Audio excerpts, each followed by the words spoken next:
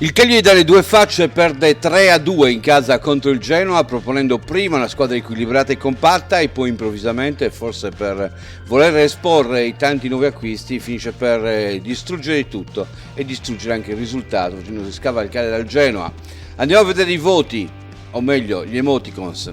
Cragno, spaventato, vede arrivare le testate genoane senza muoversi dalla linea di porta, affidando il suo destino ai compagni di riparto che non riescono a proteggerlo. Valukiewicz, depresso, ma perché deve uscire sempre lui e soprattutto perché deve uscire? Gioca con ordine, senza strafare, se lo si vuole recuperare non lo si può lasciare nello spogliatoio solo per far esordire i nuovi acquisti. Cáceres sballottato, cambia squadra, cambia casa, cambia aereo, cambia fuso orario, cambia partita e poi ritorna. Si ritrova con compagni sconosciuti, solo per esposizione. Cepitelli, illuso. Dopo il primo tempo è convinto che il reparto da lui guidato sia affidabile e sicuro. In avvio di ripresa riassapora anche il gol, ma poi gli cambiano il semiasse e sbanda, finendo fuori strada con la difesa e la squadra. Carboni, stressato, accorre dove può, prima svolgendo il lavoro anche con eleganza. Quando la difesa inizia a ballare, gli viene proposto il balletto asfissiante di Callon, che argina fatica.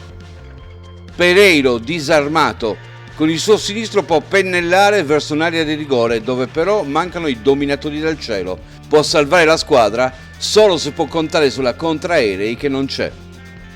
Zappa, disciplinato, fa il compitino con esiti più che sufficienti, si adopera per essere il quarto di difesa con compiti soprattutto arretrati. Lui si applica con risultati confortanti e soprattutto mostrando progressi nel tenere la posizione. Bellanova, baldanzoso, fa tutto quello che facevano Zappa e Sottile l'anno scorso appena arrivati. Attacca e anche bene e scopre il fianco, ma non chiedetegli cos'è la difesa. Sul calcio d'angolo sembra un bambino che ha perso la mamma. Grassi, saggio. Lui che ne ha passato di cotte e di crude si mette con saggezza in mezzo al campo, senza strafare. Ha in testa l'ordine giusto e sa unire qualità e quantità. Quando lo toglie, la squadra va alla deriva, senza autista e senza freno a mano. Nandez, stravolto. Quando entra in campo diventa un tarantolato, deve muoversi. Lo fa con generosità, ma in una squadra senza traccia e spesso quindi va fuori pista. Deiola, rammaricato. Come Cepitelli si era convinto di avere il centrocampo in pugno. Faceva schermo, dava la poca geometria che serviva, faceva ruotare il pallone conoscendo le posizioni dei compagni. Con i cambi è finito appiedato nel bel mezzo dell'autoscontro.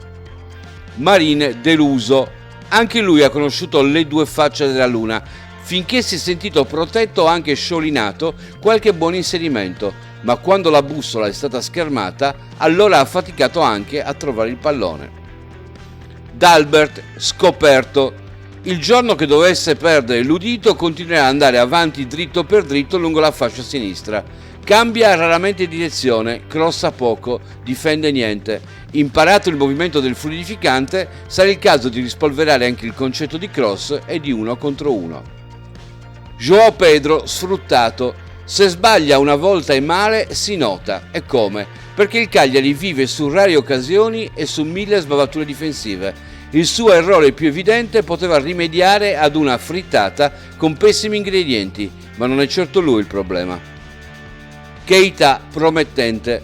È contento di stare a Cagliari, ma deve conoscere prima la squadra e poi la città. A dire il vero, la squadra la dobbiamo conoscere anche noi, dopo il mercato estivo. Farias, volenteroso. Disprezzato troppe volte, comprato anche di più. Il legame con il Cagliari sembra non debba finire mai e lui, come un bravo marito, si rimette in gioco. È stato finora vero amore? Forse sì, perché gli spunti sono gli stessi e si mette in gioco per risollevare la squadra. Semplici, demolito. Aveva onorato il suo cognome facendo cose semplici e oculate. Non si era fatto prendere dalla voglia di scartare i regali e esporli subito, ma quando lo ha fatto Ballardini ha finito per cedere. Regali che non sono ancora sufficientemente lucidati. Anche l'abbondanza può essere un problema.